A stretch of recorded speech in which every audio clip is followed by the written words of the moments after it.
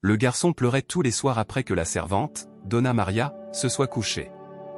Une nuit, Pedro, un garçon de 8 ans qui vivait dans une maison ancienne et imposante dans un quartier calme de la petite ville de Canla, dans le Rio Grande do Sul, a été témoin de quelque chose qui l'a fait fondre en larmes. Le coucher du soleil, qui remplissait la pièce d'une douce lumière chaque après-midi, signalait l'arrivée de la nuit, avec elle, le silence oppressant qui enveloppait la maison.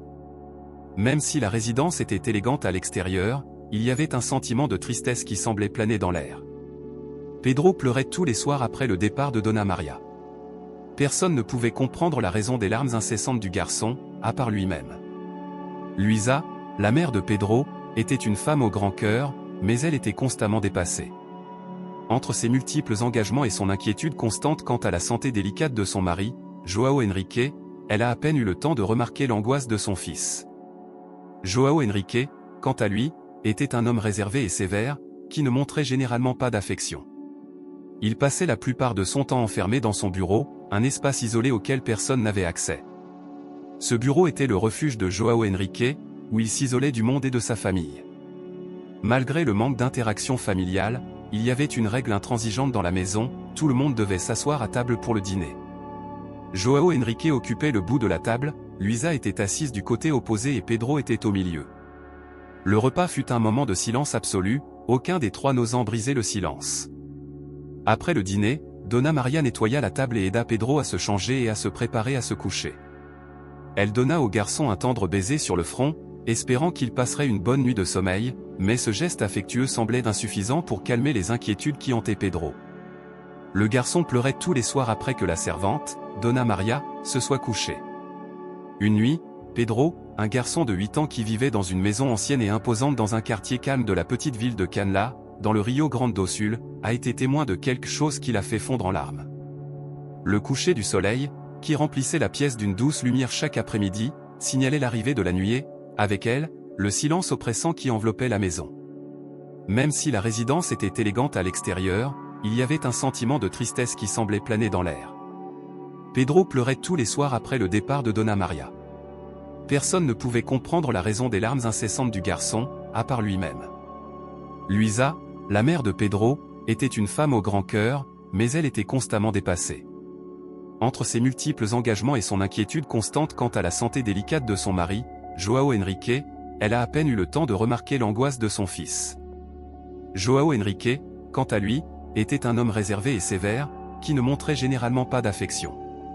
Il passait la plupart de son temps enfermé dans son bureau, un espace isolé auquel personne n'avait accès. Ce bureau était le refuge de João Henrique, où il s'isolait du monde et de sa famille. Malgré le manque d'interaction familiale, il y avait une règle intransigeante dans la maison, tout le monde devait s'asseoir à table pour le dîner. João Henrique occupait le bout de la table, Luisa était assise du côté opposé et Pedro était au milieu. Le repas fut un moment de silence absolu, aucun des trois n'osant briser le silence. Après le dîner, Donna Maria nettoya la table et aida Pedro à se changer et à se préparer à se coucher. Elle donna au garçon un tendre baiser sur le front, espérant qu'il passerait une bonne nuit de sommeil, mais ce geste affectueux semblait insuffisant pour calmer les inquiétudes qui hantaient Pedro. La vision que Pedro a eue à travers la serrure a fait battre son cœur plus vite que jamais. Ses yeux, de plus en plus écarquillés, regardaient son père assis dans un fauteuil, tenant une énigmatique boîte. À l'intérieur de la boîte, il y avait une légère lueur bleuâtre. João Henrique, au regard vide et pétrifié, semblait être physiquement là, mais son esprit semblait lointain. Ce que Pedro a vu était assez intrigant et effrayant pour un garçon de 8 ans, mais la situation a pris une tournure encore plus sinistre. Il remarqua que la boîte était couverte de runes et de symboles qu'il n'avait jamais vus auparavant. Hypnotisé par la lueur bleue et la scène inhabituelle, Pedro regardait son père marmonner des mots incompréhensibles. Tandis que João Henrique répétait ces mots, la lumière bleuâtre s'intensifiait. La scène était profondément troublante, João Henrique avec ses lèvres qui bougeaient sans arrêt, son regard perdu et l'ombre bleutée projetée sur son visage. Pedro avait du mal à comprendre ce qui se passait, mais plus il essayait de comprendre, plus il avait peur. La peur s'emparait de lui, et il avait juste envie de s'enfuir et d'effacer de sa mémoire cette vision macabre et étrange dont il venait d'être témoin. Pedro courut vers sa chambre, incapable de mettre des mots sur ce dont il venait de voir. La scène étrange continuait de se dérouler dans son esprit, le laissant visiblement perturbé. Cet événement marque le début d'une nouvelle et troublante tradition, les nuits de pleurs. Inquiet de ce que son père pourrait faire avec cette mystérieuse boîte, Pedro resta extrêmement silencieux le lendemain. Le lendemain matin, Donna Maria a découvert que Pedro avait mouillé son lit, ce qui n'était pas arrivé depuis longtemps. Surpris, elle réalisa qu'il devait y avoir une raison derrière cet incident. Lorsqu'il a demandé à Pedro ce qui s'était passé, le garçon a refusé de parler, mais l'a supplié de ne pas parler de l'accident à ses parents. Donna Maria a examiné la situation et a décidé de ne pas révéler l'information à lui et João Henrique. Elle savait que les parents étaient stricts avec le garçon et que leur réaction serait certainement plus sévère que nécessaire. De plus, Donna Maria, avec son bagage culturel riche en croyances spirituelles, pensait que quelque chose de plus profond pouvait affecter Pedro. Pour elle, les explications spirituelles étaient souvent le moyen d'interpréter ce qui semblait inexplicable. Déterminée à comprendre ce qui troublait le garçon, elle a décidé d'enquêter plus en profondeur sur ce qui se passait. Donna Maria savait que, pour obtenir les informations nécessaires, elle devait trouver un moyen de faire parler Pedro. Au départ, le garçon gardait le secret, mais Donna Maria avait un talent particulier pour s'occuper des enfants. Elle l'a invité à l'aider à préparer des raviolis, une activité qui a toujours fait le bonheur de Pedro. En travaillant ensemble, le garçon a fini par mentionner qu'il avait espionné son père au bureau. Donna Maria a d'abord pensé que Pedro aurait pu être réprimandé par João Henrique, mais le garçon a précisé qu'il avait réussi à retourner dans sa chambre sans être vu. Cependant, la peur de ce dont il avait été témoin était si grande qu'il n'a pas eu le courage de se lever pour aller aux toilettes, ce qui a provoqué un accident nocturne. Donna Maria a assuré à Pedro qu'elle ne dirait rien à ses parents et lui a demandé de décrire ce qu'il avait vu. Le garçon, se sentant en sécurité pour parler, a raconté ce dont il avait été témoin d'une manière quelque peu confuse et avec une peur évidente. Il a parlé de l'étrange boîte que tenait son père et de la lueur bleutée qui semblait surnaturelle. En écoutant l'histoire du garçon, Donna Maria a commencé à sentir la rougeur disparaître de son visage et ses jambes ont commencé à trembler. Se pourrait-il que l'histoire que Pedro racontait corresponde exactement à ce qu'elle craignait? La servante, de plus en plus effrayée par la situation, se rendit compte que Pedro était encore plus terrifié qu'avant de commencer à parler. Consciente que garder le secret pourrait être plus dangereux que de révéler ce qu'elle savait, Donna Maria décida de raconter au garçon une ancienne légende sur un artefact maudit. On disait que cet artefact, conservé dans une boîte recouverte de runes et de symboles énigmatiques, avait le pouvoir de dominer l'esprit de celui qui le trouvait. Ceux qui regardaient à l'intérieur de la boîte avaient leur âme capturée par l'objet. Peu de temps après, ces individus ont commencé à prononcer des mots dans une langue inconnue, avec un regard vide dans les yeux, signe que leur âme avait été retirée de leur corps. Donna Maria ne savait pas comment expliquer à Pedro ce qui était arrivé à l'âme capturée ni pourquoi cela s'était produit. L'idée que son père puisse être influencé par une boîte magique et maléfique faisait pleurer fréquemment le garçon, généralement la nuit. À plusieurs reprises, Donna Maria a entendu les sanglots du garçon venant de la pièce et a essayé de le consoler, mais elle avait peur de révéler la vérité à la mère de Pedro. Elle a essayé de discuter du problème avec João Henrique, mais il semblait indifférent à la souffrance de son fils, avec un regard perdu et distant. João Henrique semblait de plus en plus distant, comme s'il n'était plus complètement présent dans son propre corps. Même s'il continuait à marcher et à marmonner des mots, son comportement reflétait une absence totale de volonté. En s'éloignant de lui, ressentant le manque de réciprocité, elle a commencé à se concentrer encore plus sur son travail de vendeuse dans une entreprise d'électroménager. Lui aimait profondément son mari et son fils, mais elle était épuisée par le manque de communication avec eux deux. Elle se demandait souvent si la meilleure chose pour elle serait de divorcer de João et de commencer une nouvelle vie avec Pedro. Pedro était visiblement perturbé et lui pensait que le manque d'attention de João était directement lié au malaise de son fils. Elle pensait que la séparation était la seule voie viable, mais l'idée de demander le divorce à quelqu'un qu'elle aimait si intensément la bouleversait. De plus, il s'inquiétait de l'impact que cela aurait sur Pedro. Il décide alors d'emmener son fils chez un psychologue pour enfants avant de prendre une décision définitive. 2 jours plus tard, lui a emmené Pedro au cabinet du docteur Mauricio, un psychologue qui a essayé par tous les moyens de comprendre ce qui se passait dans l'esprit du garçon. Pedro, d'abord ferme, a commencé à interroger le psychologue sur ses convictions. Il a demandé à Mauricio s'il croyait aux boîtes magiques qui emprisonnent les âmes. Mauricio a répondu que l'esprit humain est capable de créer des histoires fantastiques pour échapper à de vrais problèmes. La réponse du psychologue a fait comprendre à Pedro que Mauricio n'était pas enclin à croire son histoire. Se sentant découragé, Peter décida qu'il valait mieux garder ses pensées pour lui. Pour lui, La seule solution semble être d'affronter la situation avec courage, en reconnaissant que faire face à nos peurs constitue un grand défi. Relever le défi de se confronter à quelqu'un que l'on aime est encore plus difficile lorsque le risque implique l'essence même de la personne aimée. Ce serait le grand test de Pedro ce soir-là. Déterminé à sauver son père de l'influence de la boîte magique qui semblait l'éloigner de sa famille, Pedro a décidé qu'il était temps d'agir. Pendant le dîner, il a remarqué avec inquiétude l'augmentation des cernes sous les yeux de João Henrique, signe visible de l'effet inquiétant de cette boîte magique. Lorsque Dona Maria monta dans sa chambre, Pedro entendit les pas de son père se dirigeant vers le bureau. Le bruit de la porte qui se fermait était le signal pour Pedro d'agir. Rassemblant tout le courage qu'il pouvait, il se prépara à affronter son père et à mettre fin à la séance gênante avec la boîte. João Henrique avait clairement averti la famille de ne pas entrer dans le bureau pendant ces moments-là, et Pedro savait que la parole de son père était plus efficace que n'importe quel verrou physique. Devant la porte du bureau, Pedro posa la main sur le loquet, prenant une profonde inspiration, tourna délicatement la poignée.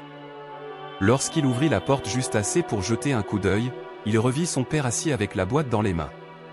La seule source de lumière dans le bureau était la lueur bleue émanant de la boîte. João Henrique était tellement absorbé par le contenu de la boîte qu'il n'a même pas remarqué la présence de son fils à l'entrée. Les paroles étranges que son père répétait confirmèrent à Pedro que Dona Maria avait raison, il se passait quelque chose d'étrange et peut-être dangereux. Sans hésitation, Pedro, avec tout le courage dont il était capable, a pris la décision d'intervenir. Pedro courut vers son père et, d'un élan déterminé, sauta sur la caisse. Sous l'impact, la boîte est tombée au sol et a renversé son contenu. La détonation a été si forte que João Henrique a été surpris et le son a réveillé lui, qui s'est immédiatement levé inquiet, craignant que quelque chose ne soit arrivé à son fils. Dona Maria, dans son profond sommeil, ne remarqua pas ce tumulte. Se remettant du choc de la situation, João Henrique regarda Pedro avec un regard confus et excité. Sans comprendre la raison de l'acte impulsif de son fils, il a demandé, d'un ton irrité, ce qui avait motivé cet acte. Sans recevoir de réponse, João Henrique a répété la question avec plus d'insistance, tandis qu'une larme coulait sur le visage de Pedro. Lui, guidé par le son des voix, entra dans le bureau et fut émerveillé par la scène qui se déroulait sous ses yeux. L'ordinateur, qui semblait avoir été jeté au sol et dont l'écran était fissuré, était éparpillé avec une couverture de cahiers décorée d'étranges runes. La vue du cahier et de la couverture, qu'elle n'avait jamais vue auparavant, attise sa curiosité. Cependant, lui a compris que, plus important que de comprendre les goûts particuliers de son mari, il était de protéger Pedro de la colère de João Henrique. Lui craignait que son mari soit furieux contre son fils pour avoir désobéi à l'ordre de ne pas entrer dans le bureau et, maintenant, aussi pour avoir endommagé l'ordinateur. Le cahier posé sur le sol avait sûrement quelque chose à voir avec ce qui se passait.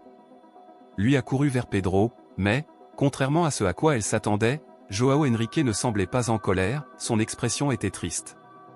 L'homme se leva du fauteuil et s'accroupit pour être à la hauteur des yeux de son fils. Avec une patience rare ces derniers temps, il demanda pour la 3e fois, « Pourquoi as-tu fait ça ?» Se sentant plus en sécurité grâce à la présence de sa mère, Pedro a finalement expliqué, « Pour te sauver de la maléfique boîte magique. » Au départ, João Henrique pensait avoir mal entendu, mais il s'est vite rendu compte que Pedro n'était qu'un enfant de 8 ans. L'homme a regardé l'ordinateur par terre et a demandé, « Pourquoi pensez-vous que ce cahier est une boîte magique maléfique ?» Pedro remarqua alors que João Henrique avait raison, ce qu'il avait pris pour une boîte magique était en fait un ordinateur. Les runes décoratives sur la couverture du carnet s'étaient détachées. Le garçon prit une de ces runes et la tendit à son père, expliquant qu'il s'agissait de signes indiquant que la boîte était maléfique. João Henrique, avec un sourire triste, expliqua que les runes n'étaient que des décorations et que le cahier n'avait rien de magique. Lui, qui était resté silencieux jusque-là, a demandé à João Henrique à qui appartenait le carnet. Réalisant qu'il n'y avait aucun moyen d'éviter la question de sa femme, João Henrique comprit qu'il était temps de révéler son secret. Il a demandé à lui et Pedro de s'asseoir confortablement sur le canapé du bureau et a décidé d'être direct. João Henrique a révélé qu'il y a quelques mois, il avait découvert une petite tumeur au poumon. Lui a été choqué de réaliser que son mari s'était tellement éloigné d'elle qu'elle ne se rendait pas compte de la gravité de son état. João Henrique a poursuivi en expliquant qu'il consultait un médecin renommé qui lui recommandait un traitement innovant, et qu'il suivait des séances de radiothérapie, ce qui expliquait son aspect fatigué et sa perte de cheveux. La calvitie de João Henrique, que Pedro avait interprétée comme le signe d'un mal, était en réalité un effet secondaire d'un traitement médical. João Henrique a révélé qu'après la découverte d'une petite tumeur au poumon, il suivait des séances de radiothérapie. Ce traitement a été extrêmement épuisant, tant physiquement qu'émotionnellement. Il a expliqué que son apparence fatiguée et sa perte de cheveux étaient des effets directs de cette thérapie et que si tout se passait bien, il finirait par récupérer et, avec le temps, ses cheveux repousseraient. Pour atténuer la tension et le stress provoqués par la radiothérapie, le médecin de João Henrique lui a proposé un traitement complémentaire avec un psychologue spécialisé. Ce psychologue, connu pour sa méthode innovante d'hypnose, vivait au Japon. Les consultations devaient être effectuées la nuit au Brésil, ce qui expliquait la routine de João Henrique qui se rendait au bureau après le travail. Lors de ces séances, João Henrique a utilisé un cahier emprunté à la clinique du psychologue. L'appareil a été spécifiquement fourni aux patients pour qu'ils puissent l'emporter chez eux et participer aux appels vidéo nécessaires à la thérapie. La couverture du carnet, ornée de runes anciennes, faisait partie intégrante de la méthode thérapeutique. Ces runes contribuaient à créer l'atmosphère propice à l'hypnose, facteur crucial dans la réussite du traitement. Pedro, voyant son père concentré sur l'écran de l'ordinateur et entendant des mots qui semblaient mystiques, avait mal interprété la situation. La lumière bleuâtre qu'il avait vue n'était rien d'autre que la lumière de l'écran du portable. Lui, encore surprise par la révélation de son mari, a exprimé un soulagement mêlé de tristesse. Elle a réalisé à quel point elle s'était éloignée de son mari, lui permettant d'affronter seule cette lutte. João Henrique, remarquant sa réaction, a fait une légère plaisanterie pour apaiser la tension. Lui ne put éviter un sourire involontaire, une réponse qui, bien que minime, apporta un peu de soulagement à l'environnement chargé d'émotions.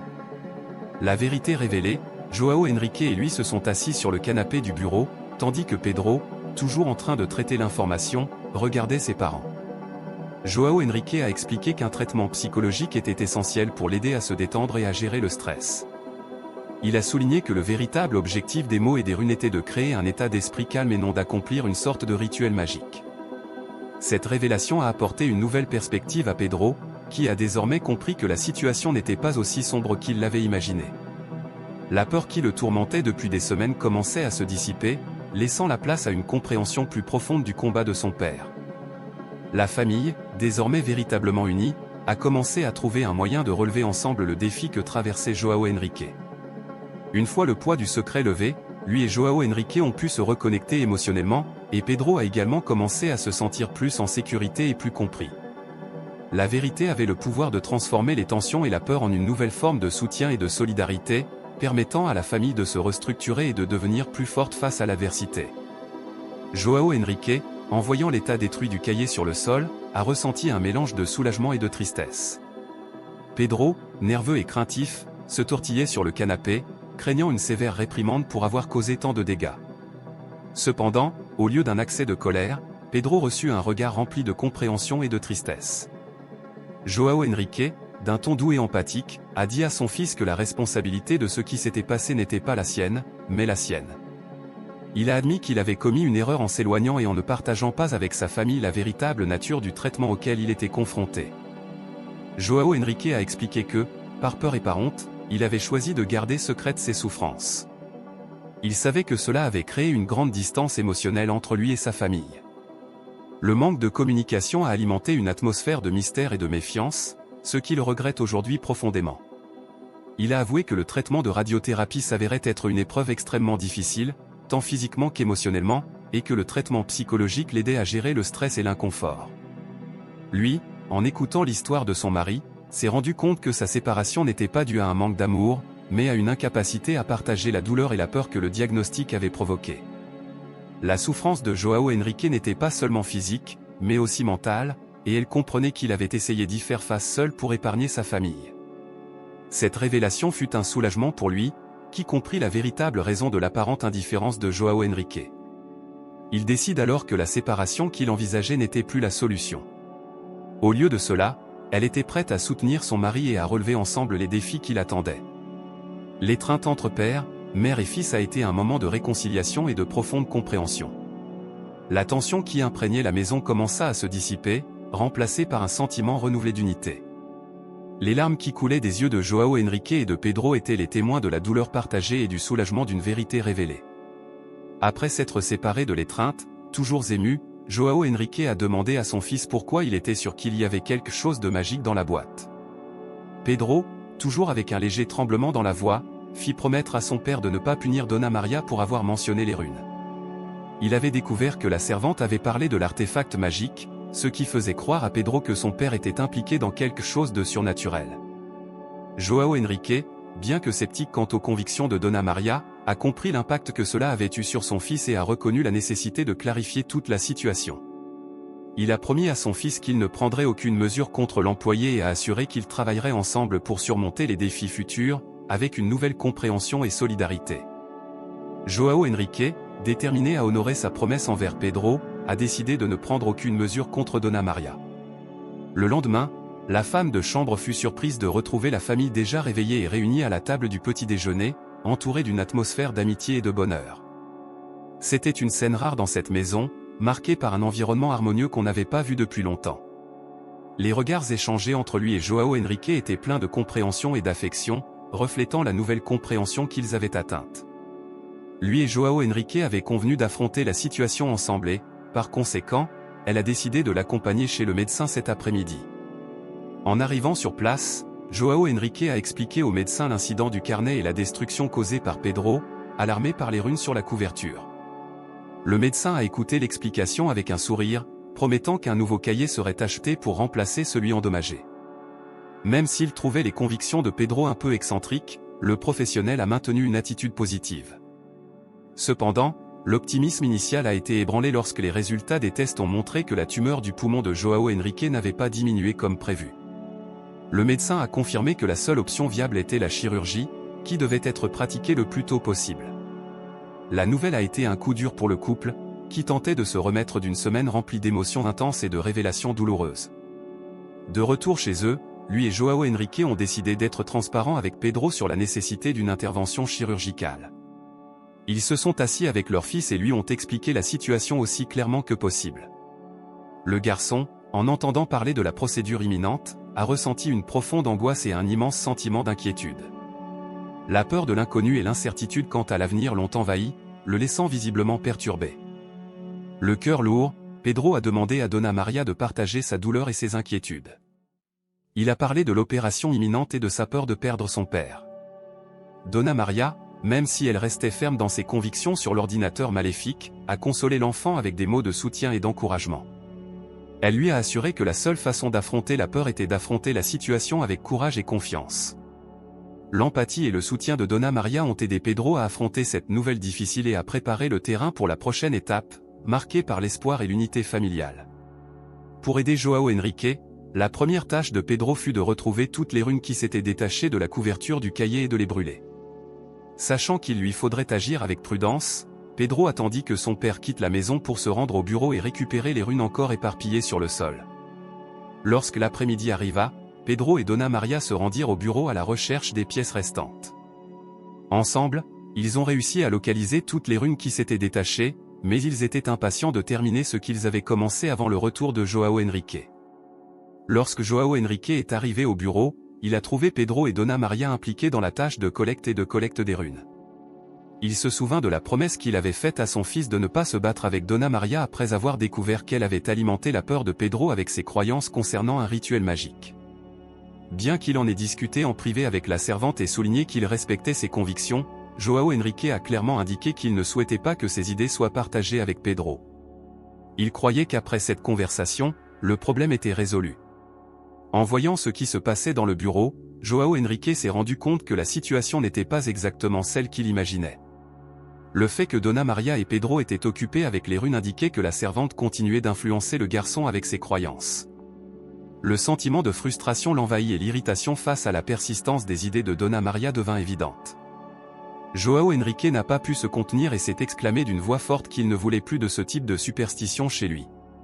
Le cri inattendu de João Henrique a poussé Dona Maria à laisser tomber la couverture du cahier par terre, surprise et effrayée par la réaction de son patron. Pedro, en voyant la couverture au sol, a rapidement couru pour la ramasser, ressentant un mélange de peur et d'urgence de protéger ce qui avait été détruit. Dona Maria, voyant la scène, s'est sentie gênée et inquiète de l'impact de ses croyances sur les actions du garçon. Malgré la tension ambiante, Donna Maria a tenté d'expliquer qu'elle essayait simplement d'aider Pedro à gérer ses inquiétudes. Elle a expliqué que ses intentions étaient bonnes, mais João Henrique était tellement secoué qu'il n'a pas pu entendre les mots d'excuse. La situation est devenue encore plus délicate lorsque le garçon, visiblement bouleversé, a tenté d'intervenir et de défendre la servante. Dans un environnement chargé d'émotions, la famille devait trouver une façon de résoudre la situation et de rétablir l'harmonie, tout en faisant face aux défis qui se présentaient dans leur vie quotidienne. Après l'incident avec les runes, Pedro et Donna Maria savaient qu'ils devaient agir rapidement. Ils avaient retrouvé tous les morceaux qui s'étaient détachés de la couverture et s'apprêtaient à les brûler. Pedro a dû attendre que João Henrique quitte la maison pour avoir la chance d'aller au bureau et de récupérer les runes restantes. Dès que l'après-midi arriva, le garçon, accompagné de Donna Maria, se rendit au bureau et commença à chercher les runes encore éparpillées sur le sol.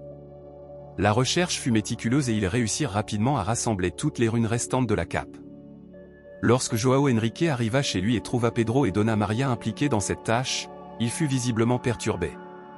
Il avait promis à Pedro qu'il ne prendrait aucune mesure contre la servante pour avoir contribué à ses croyances sur le rituel. Cependant, il avait également parlé en privé avec Donna Maria, lui expliquant qu'il respectait ses convictions, mais qu'il ne voulait pas qu'elle les partage avec Pedro.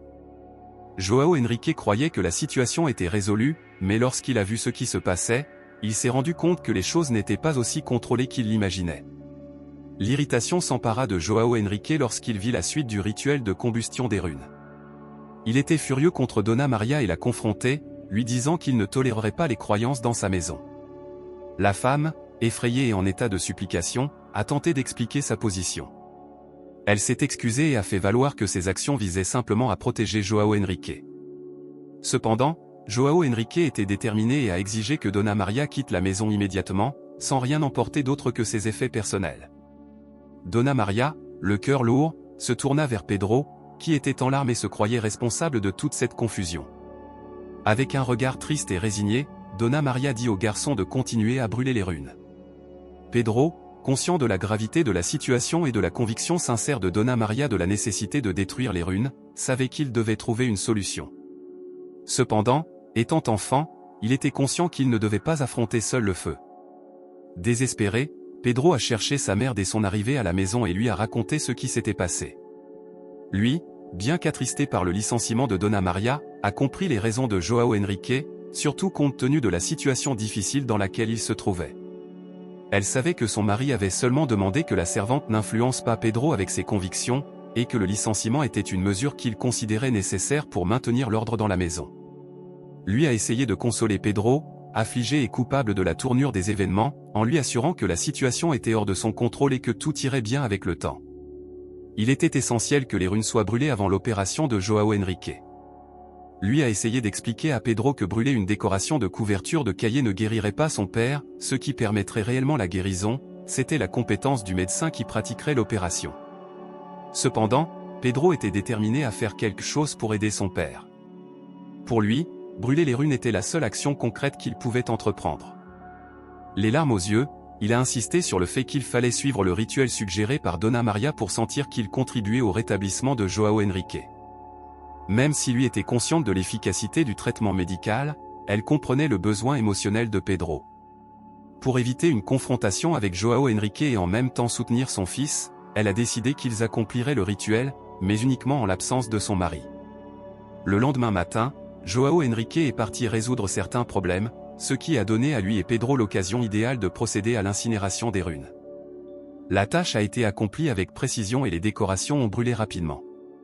Lui ressentit un étrange sentiment de soulagement, presque comme s'il avait réellement contribué au rétablissement de João Henrique. Alors que les runes étaient consumées par les flammes, lui ressentit un sentiment inattendu d'accomplissement.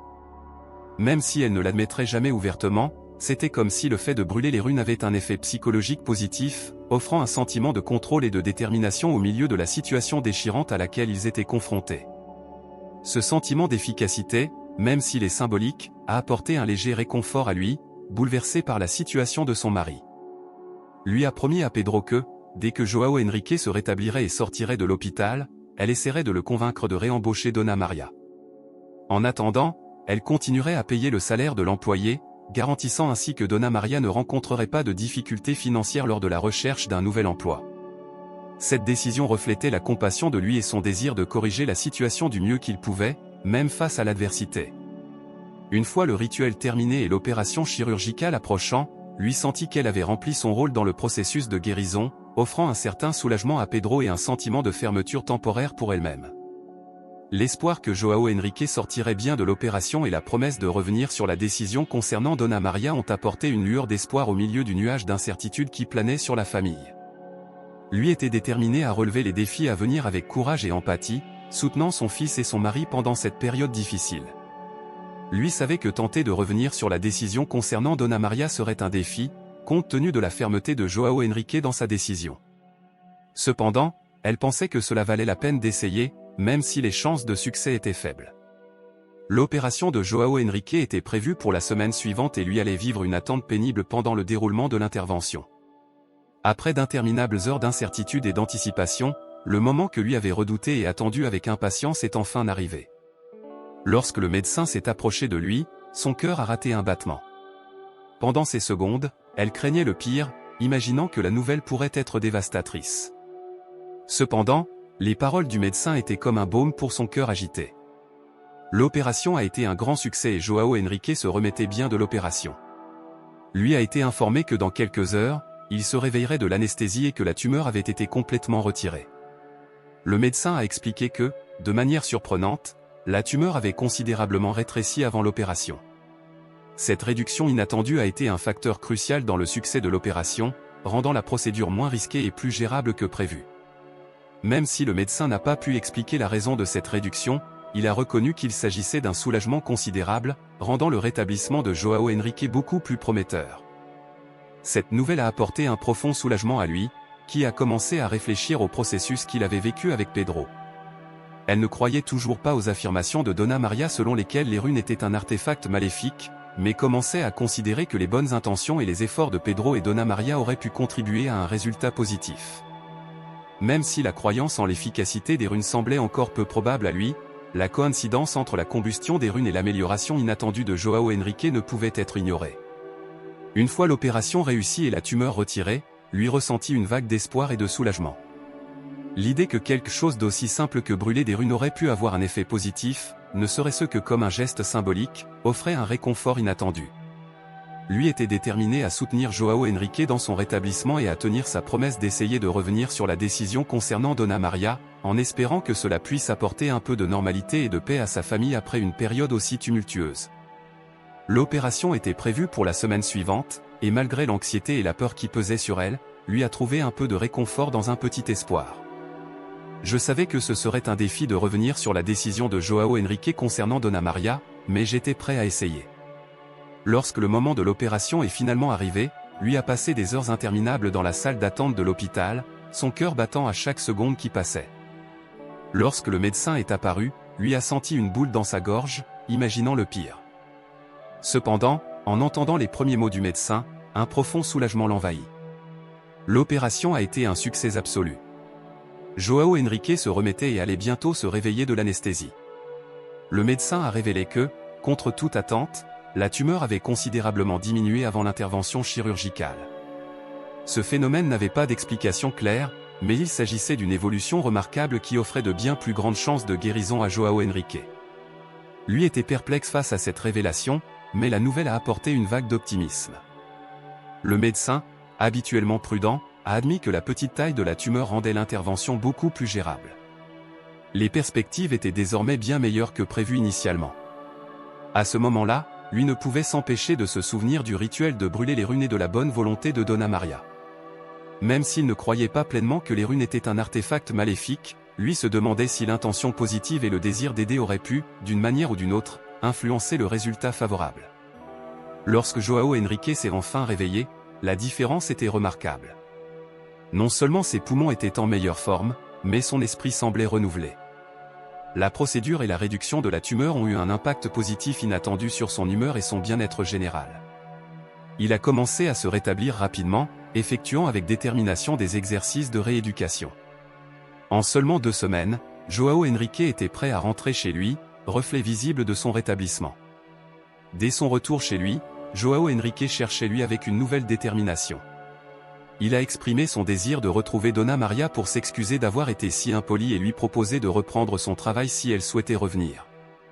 Lui, qui payait déjà le salaire de Donna Maria et envisageait sa réintégration, ne l'a pas révélé à son mari.